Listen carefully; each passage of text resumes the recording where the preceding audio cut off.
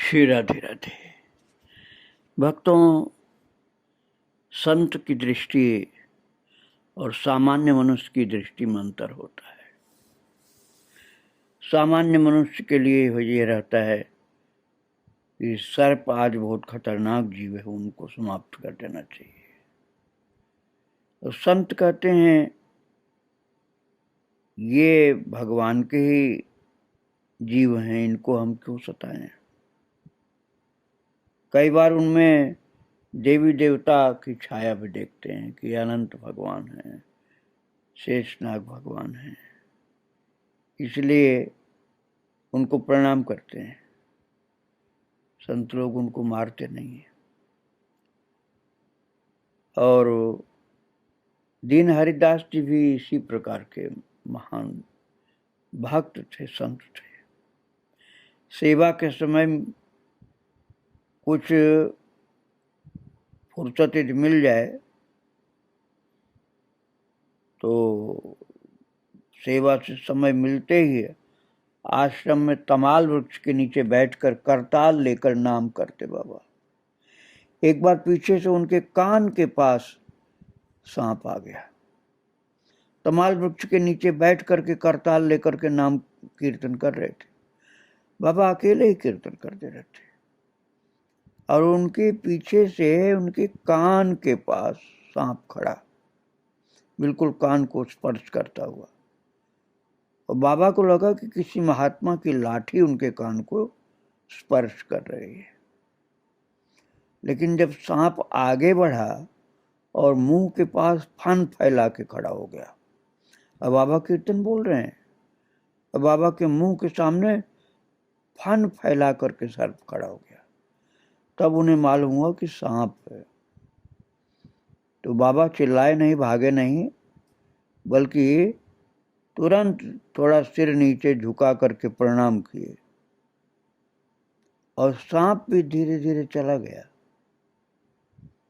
तो बाबा को लगा कि ये अनंत देव साक्षात शेषनाग भगवान है, कृपा करने आए और ये मेरी रक्षा करते हैं, कृपा करते हैं। ये तो भगवान के पार्षद हैं, इसलिए बिल्कुल शांत रहे, किसी से कुछ नहीं बोल रहे थे इस विषय में। बाद में किसी ने देखा था दूर से, तो पता चला कि बाबा ऐसे किए, सांप को प्रणाम किया और चला गया। और फिर एक दिन की बात है, बाबा जिस छोटी सी कुटिया में रहते थे वहां बारिश में इतना पानी भर गया कि बाबा को छाता लेकर बाहर खुले में प्रसाद पाना पड़ा। तो पक्का कमरा नहीं था, झोपड़ी जैसी कुटी थी घास फूस की, तो पूरा पूरा पानी से भर गई थी। तो भोजन कहाँ करे, इसलिए बाबा पानी बरस रहा था तो छाता लेकर बाहर खुले में प्रसाद पा रहे थे। और एक बार जब ऐसे मौसम में बाबा बाहर प्रसाद पा रहे थे तो पीछे से एक काले रंग का बड़ा सांप आ गया और सांप को देख करके वृक्षों पर बैठे पक्षी जोर जोर से ची ची ची ची करने लगे और उनके शोर से आश्रम में रह रहे एक युवक की नींद खुल गई। उसने उस सांप को देखा तो भक्तों उसके अंदर श्रद्धा की कमी थी, वो धामनिष्ठ नहीं था, भक्ति में कमी थी। वो तुरंत एक डंडा लेकर के आया सांप को देखते ही और जोर से सांप के ऊपर मारा डंडा। और वो डंडे की आवाज सुन करके, जो जोर से आवाज आई डंडे पटकने से, सांप के ऊपर पटकने से आवाज हुई, तो बाबा दीन हरिदास जी महाराज जी पीछे घूम कर देखे कि क्या हुआ, ऐसे आवाज कैसे आ रही। तो देखा कि वह आदमी डंडे को मारा है सांप के ऊपर। तो बाबा उस युवक से डांट के बोले, अरे तुम क्या दुष्टता कर रहे हो। और महाराज बाबा तो डांट कर उसको रोक रहे थे, क्या दुष्टता कर रहे हो, क्यों मार रहे इसको सांप को। इतने में उसने एक डंडा और जोर से मार दिया। तो महाराज वो तो आदमी कोई भक्त तो था नहीं, वो तो सामान्य व्यक्ति था। उसने दूसरी बार इतना जोर से डंडा मारा कि वो सांप मर गया। और बाबा बहुत दुखी हो गए कि सांप को मार दिया। बड़ा काला भारी सांप था और गांव का आदमी, देहाती आदमी था, उसने मार डाला सांप को। तो बाबा ने उस सर्प के उद्धार के लिए अग्नि संस्कार कराया, फिर जमीन में गड़वाया। अग्नि संस्कार के बाद और बहुत दुखी रहे कि सांप को मार डाला इसने। बाबा का कहना था कि ये भी भाई एक जीव है, ये भी है वृंदावन धाम का जीव है, मारना नहीं चाहिए, बहुत अपराध किया, गलत किया तुमने। डांट तो खूब लगाई बाबा ने उस आदमी को जिसने सांप को मार दिया था, लेकिन बाबा ने उसको मारा पीटा नहीं। बोले ये भी एक जीव, कैसे मारे इसको। तो लगभग 35-36 वर्ष 1955 से 1992 के बीच की बात है। मन प्राण से गुरु समाधि व गिरधारी मंदिर की सेवा करने के बाद बाबा को शारीरिक कारणों से असुविधा होने लगी। तब वरिष्ठ गुरु भाइयों ने सेवा किसी अन्य को देने के लिए कहा। तो बाबा सेवा नहीं छोड़ना चाहते थे।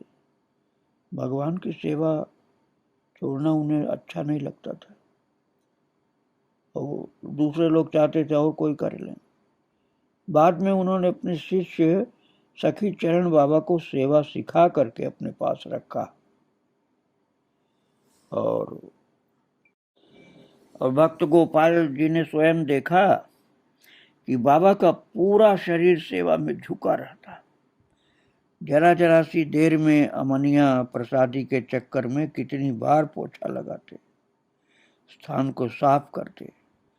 सर्दी में करुए के ठंडे पानी से बार बार हाथ धोने से उनकी उंगलियां बीच में से गलने लगती थी। हाथ ठंड में एकदम सफेद पड़े रहते, उंगलियों के घाव में जल भर जाता। उन्हें मलहम दिया जाता कि बाबा ये लगा लो, आप दिन भर सेवा में अपनी उंगली को गलाए जा रहे हो। लेकिन वो कितनी देर लगाते। सेवा से विश्राम नहीं था उनको, सेवा के बिना नहीं रह सकते थे। बाबा ने कभी मोजे पादुका आदि का प्रयोग तो किया ही नहीं। कितने ही भारी से भारी ठंड पड़ी, लोग आग जला के तापते, बाबा आग भी जला के नहीं तापते। यहाँ तक कि मोजा भी नहीं पैरों में पहनते, न खड़ाऊं चप्पल जूता कुछ पहनते, नंगे पैर रहते। कहते थे वृंदावन की धरती है भैया, इनमें नंगे चरण ही चलना चाहिए, न चप्पल जूता, न खड़ाऊं, न मोजा, कुछ नहीं। और सेवा से जैसे ही समय थोड़ा सा मिलता, बाबा रात में अरंडी के तेल से जलते दीपक में ग्रंथ पाठ करते। बिजली तो थी ही नहीं, और दिया के रोशनी में पाठ करते। ग्रंथ पाठ उनके जीवन में भजन का एक अंग था। बड़े बड़े उत्सवों में वो अपने जन्मदिन पर रात 12 बजे के बाद भी पाठ करते। पाठ करते समय उनकी एकाग्रता देखते ही बनती थी। पास में सेवक कोई कार्य कर रहा है, दरवाजा खुलने बंद होने को आवाज जो हुई, पास में कोई आकर बैठ गया, इन सब का उनके ऊपर कोई प्रभाव नहीं होता था। कितना ही दरवाजा जोर से कोई खटपट करे या कोई आके बैठ जाए, वो उस पर ध्यान नहीं देते थे, अपने पाठ में मस्त। इतनी तन्मयता से पाठ करते मानो कहीं निर्जन में बैठे हों। उन्हें नहीं लगता था कि कोई है अगल बगल।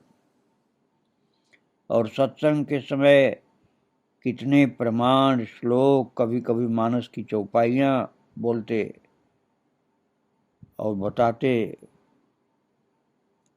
और बड़े बाबा का चरित्र जो है उस ग्रंथ को सैकड़ों बार उन्होंने सुना होगा।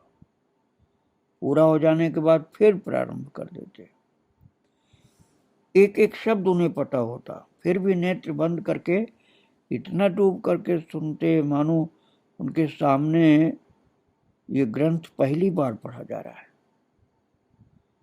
कई बार स्वयं ही आगे का प्रसंग बता देते।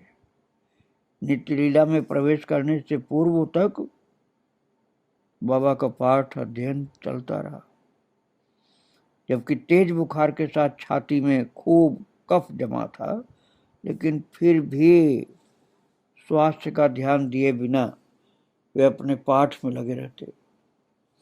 जो भी कार्य करते उसमें पूरी एकाग्रता होती थी।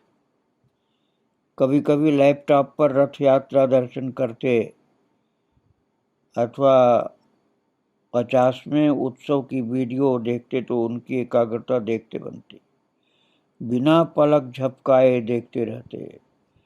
उस समय किसी प्रकार का व्यवधान उन्हें अच्छा नहीं लगता था।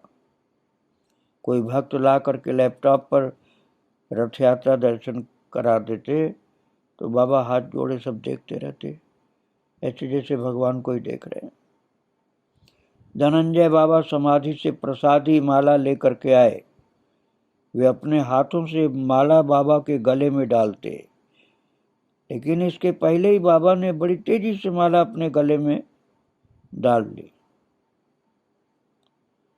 सब इतनी तेजी से हुआ कि भक्त लोग देखते रह गए। वे चाहते थे कि रथ यात्रा का एक भी दृश्य निकल न जाए।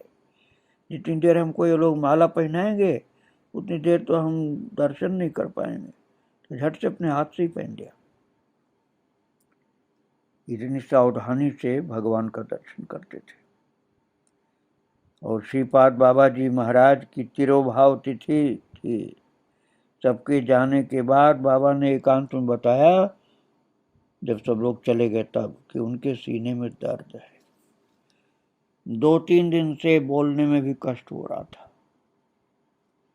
तो भक्तों को चिंता हुई। तो एक भक्त ने कहा, बाबा मैं मथुरा से किसी डॉक्टर से सलाह लेकर दवा भिजवा दूंगा। प्रभु प्रेरणा से थोड़ी देर बाद वहां एक सज्जन आए जो इस्कॉन से जुड़े थे। तो एक भक्त हैं जो गोपाल जी, वो बाबा से बोले कि बाबा मैं आपकी चिकित्सा के लिए इंतजाम करता हूँ, आप निश्चिंत रहिए। तो डॉक्टर का परिचय प्राप्त किया उन्होंने। वो बोले वो अमेरिका में रहने वाले हृदय रोग विशेषज्ञ डॉक्टर पारीक हैं। उन्हें आश्चर्य हुआ कि बाबा के सीने में दर्द हुआ और ठाकुर जी ने एक डॉक्टर भेज दिया। डॉक्टर के पास कोई गया नहीं था बुलाने। वो प्रभु प्रेरणा से वो डॉक्टर इस्कॉन से आ गए बिना किसी के बुलाए और उनसे निवेदन किया कि बाबा के सीने में दर्द है, आप चेक करके बताइए। तो डॉक्टर पारिक ने कहा कि मेरा बैग इस्कॉन के गेस्ट हाउस में है। मैं एक भक्त गोपाल जी उनके साथ जाकर बैग ले आए। उन्होंने आला लगाकर बैग बाबा का चेकअप किया और चेकअप करने के बाद डॉक्टर पारिक बोले, आपके बाबा का हार्ट एकदम ठीक है, खाने पीने के कारण ऐसा दर्द हुआ है, चिंता की कोई बात नहीं, कोई गंभीर बीमारी नहीं है। उन्होंने अपने बैग से दवा निकाल कर भी दी। बाद में डॉक्टर पारिक को प्रसाद देकर ससम्मान गेस्ट हाउस तक छोड़ करके आए। और कि वो कोई भी डॉक्टर पारिक को जाकर बताया नहीं था वक्त। अचानक वो बाबा के पास आए और इलाज करके आराम कर दिया उनको। बाबा के बाएं कंधे में 3-4 दिन से असह्य वेदना हो रही थी एक बार, लेकिन वो अपने स्वभाव के कारण अपना कष्ट किसी को बताते ही नहीं थे। दोपहर के समय बाबा के शिष्य डॉक्टर सुरेंद्र सैनी ने गोपाल को फोन करके सारी स्थिति बताई। तो वो अपने छोटे भाई डॉक्टर परितोष अग्रवाल को, जो उस समय वृंदावन मिशन अस्पताल में कार्यरत थे, उनको फोन किया। उन्होंने अपने साथी हड्डी रोग विशेषज्ञ डॉक्टर अतुल को आश्रम में भेजा और बाबा को दिखलाया। बाबा अपना कष्ट तभी प्रकाश करते थे जब सहन की सीमा से ऊपर हो जाता था। अंदर कितना भी कष्ट होता, बाबा सबसे प्रसन्न मुख से बात करते थे। और बाबा का स्वभाव था कि भले उनको तकलीफ कोई हो, लेकिन अपनी तकलीफ की बात नहीं करते, दूसरों की तकलीफ को देख करके उनके आराम की सुविधा व्यवस्था करते रहते थे। भक्तों के कष्ट को दूर करने में लगे रहते थे, अपने कष्ट की बात जल्दी बताते ही नहीं थे। और एक बार बाबा के पेट में दर्द हुआ, जोर का तेज दर्द उठा, थोड़ा दस्त जैसा भी हुआ। और जनवरी मास की तेज ठंड में दर्द इतना तेज था कि लगा कि प्राण ही निकल जाएंगे। बाबा ठाकुर जी से प्रार्थना करने लगे और कहने लगे, अरे प्रभु रक्षा करो, इतनी ठंड में कुछ हो गया तो आश्रम में सबको कष्ट होगा। ये नहीं उन्होंने देखा कि उनको तकलीफ ज्यादा है, उनके लगा कि इस समय शरीर छूट गया तो सब लोग परेशान हो जाएंगे जाड़े का टाइम। इसलिए बोले कि बाबा भगवान से बोले कि बहुत ठंड पड़ रही, मेरे शरीर को कुछ हो गया तो सबको कष्ट बहुत होगा यहाँ। तो श्री चैतन्य बाबा उनके निकट ही सो रहे थे। उन्हें बाबा ने आवाज दी, चैतन्य उठो, जल्दी से कपड़े खोलो। कपड़े उतार कर शौच को गए। उस रात बहुत ठंड थी, 4-5 दिन से धूप भी नहीं निकली थी। बाबा अपने दर्द के कारण इतने चिंतित थे कि चैतन्य बाबा से बोले, हमें कुछ हो जाए, ये शरीर छूट जाए तो ऐसे ही जमुना में बहा देना, ऐसा भी विधान है, किसी को हमारे कारण कष्ट नहीं होना चाहिए। बाबा के स्वयं के प्राण कष्ट में थे, पर उस समय कष्ट में भी यही चिंता थी कि इस ठंड में किसी दूसरे को कष्ट न हो मेरे कारण। अपने गुरुदेव की समाधि को कभी समाधि नहीं समझा था। उनके लिए गुरुदेव साक्षात वैसे ही विराजमान थे जैसे पूर्व काल में प्रकट लीला में थे। और गोपाल जी कहते हैं कि बाबा ने मुझसे एकांत में कहा कि ट्रस्ट की मीटिंग में बोल देना कि गंभीरा हाल आदि का निर्माण हो चुका है, समाधि मंदिर के बराबर रखे टेलीफोन की भी आवश्यकता नहीं है, इसे कहीं और लगवा दिया जाए। और बोले, यहाँ टेलीफोन होने से हमें बड़ा कष्ट होता है, टेलीफोन करने वाला समय नहीं देखता, भजन में बाधा डालता है, समाधि के पास बेकार की बातें चिल्लाता है। तो जब बाबा शयन कर रहे होते और उस समय घंटी बजती तो दीन हरिदास बाबा को लगता था कि बाबा के समाधि में बाबा के शयन का समय है और यहाँ जोर जोर से फोन की घंटी बजती है। तो उनको लगता था कि हमारे गुरुदेव के शयन में बाधा पड़ रही है। तो बाबा के शयन के समय कोई जोर से वहां खांसे, बोले, चिल्लाए तो उनको लगता है कि हमारे गुरुदेव की समाधि में उनको कष्ट दिया जा रहा है। तो वो मना करते थे हाथ जोड़ के, भैया गुरुदेव की समाधि के पास आप इतना शोरगुल मत करो। इतना उनको गुरुदेव से भक्ति का रिश्ता था, इतना आदर था मन में कि गुरुदेव की समाधि के पास कोई इस तरह से आवाज नहीं करो कि उन्हें कष्ट हो। एक बार एक भक्त ने स्वप्न देखा, आश्रम में उत्सव हो रहा है, नाम चल रहा है, कीर्तन, और उत्सव समाप्ति की ओर है। अपराह्न 1 बजे से अधिक था। तो कुएं के पास देखा कि समाधि मंदिर खुला है और तुरंत दर्शन करने के लिए भागे। वहां जाकर देखा कि समाधि मंदिर में दूधिया रंग का एक मरकरी बल्ब जल रहा है। बहुत ही शांत वातावरण। बाबा समाधि की बाईं ओर बैठे हैं, जहां उत्सव में भेंट आदि लिखने के लिए कोई भक्त बैठता है। बाबा के हाथ में माला झोली है और गर्म लोई से उनके चरण ढके हैं। आसपास कोई नहीं है, एकदम निस्तब्धता है। बाबा शांत भाव से बैठे भजन कर रहे हैं। तो गोपाल जी कहते हैं कि मैंने उन्हें दंडवत की और मुझे देख कर वो मुस्कराए। तो मैंने कहा, बाबा 1 से ऊपर बज चुका है, अभी तक दादू को शयन नहीं कराया और आप भी अभी तक बैठे हुए हैं। बाबा बोले, तुम देर से आओगे इसलिए दर्शन खोल रखा था कि दर्शन तुमको मिल जाए। सब भक्त लोग व्यवस्था में लगे हैं, इसलिए हम यहाँ बैठे हैं। इस स्वप्न से लगा कि बाबा हर समय गुरुदेव की सेवा में रहते हैं। समाधि कक्ष में प्रकट लीला की तरह ही सेवा चलती है। बात यह कि दीनहरि दास जी अपने गुरुदेव गौरांग दास बाबा को ऐसे मानते थे कि विराजमान है वो। जो संसार में लोग कहते हैं कि मर गए कोई, ऐसा वो नहीं मानते थे अपने गुरु जी को। वो कहते थे गुरुदेव तो कहीं नहीं गए, यहीं पर विराजमान है। गौरांग दास बाबा के श्री विग्रह बनने की बात उठी तो बाबा का मन उदास हुआ था कि श्री विग्रह बनाने की क्या आवश्यकता है। उनका कहना था, बाबा तो विराजमान है, श्री विग्रह क्यों बनाओगे।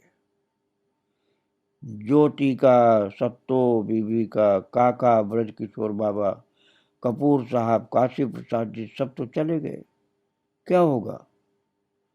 जब कोई बार बार पूछने लगा तो बाबा ने कह दिया, अब भाई मैं तो नहीं चाहता हूं कि श्री विग्रह बने, आप लोगों की जो इच्छा हो तो करो, अब हम क्या कहें। बाद में बना। फिर बसंत पंचमी 2002 से 1 दिन पूर्व बाबा ने स्वप्न देखा, समाधि के चारों ओर से जो कुछ आवाज सी आ रही थी, पास से सुना तो आवाज और तेज आ रही थी। बाबा ने सोचा जल कैसे डालूं। फिर धीरे धीरे उसमें से महाराज उनको लगा कि प्रकट हो रहे हैं बाबा, और पूछने लगे मूर्ति का क्या हुआ, कथा हो रही है कि नहीं। बाबा ने कहा, हाँ कथा चलते, कथा चल रही। दादू बोले, प्लास्टर पेरिस इसमें जोड़ रहेगा, एक पत्थर में नाए हो गए। स्वप्न देखकर बाबा की आंख खुल गई। उन्होंने चैतन्य दास को बताया कि बाबा से स्वप्न में बात चल रही थी। उसी शाम गुड़गांव से चंद्र प्रकाश जी और महावीर जी आए। चंद्र प्रकाश जी ने कहा, बाबा ऐसे नहीं चलेगा, आप आदेश करें, मैं चेक कर देता हूं। इसके बाद जयपुर में श्री विग्रह बनाने का कार्य आरंभ हुआ और दादू के श्री विग्रह की स्थापना सन 2002 में जुलाई के प्रथम सप्ताह में हुई। बहुत महान संत श्री गौरांग दास बाबा, जिनका चरित्र मैं 21 भाग में आपको सुना चुका हूं, संतों के गुरुदेव, उनका श्री विग्रह जयपुर से बन के आया, नाट्य मंदिर में ला करके विराजमान किए गए। समस्या थी कि 300 किलोग्राम वजन के श्री विग्रह को समाधि के पीछे कैसे रखा जाए।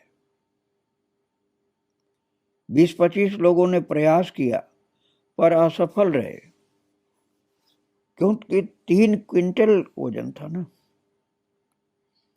तो क्रेन मंगवाई गई। क्रेन वालों ने कहा कि श्री विग्रह में खरोंच आ जाएगी। सब प्रयास विफल हो गए थे। बाबा के शिष्य अलवर के श्री घनश्याम गुप्ता ने मात्र 4-5 भक्तों के सहयोग से माल ढोने वाले रिक्शे में किसी प्रकार श्री विग्रह को रख करके दादू की समाधि के पीछे ले जाकर के रख दिया। वहां एक कच्चा प्लेटफार्म पहले से तैयार कर दिया गया था। भक्तों को समाधि के साथ साथ दादू के श्री विग्रह के भी खूब दर्शन होने लगे। दादू मतलब गुरुदेव श्री गौरांग दास जी। तो समाधि और श्री विग्रह दोनों का दर्शन लोगों को सुलभ हो गया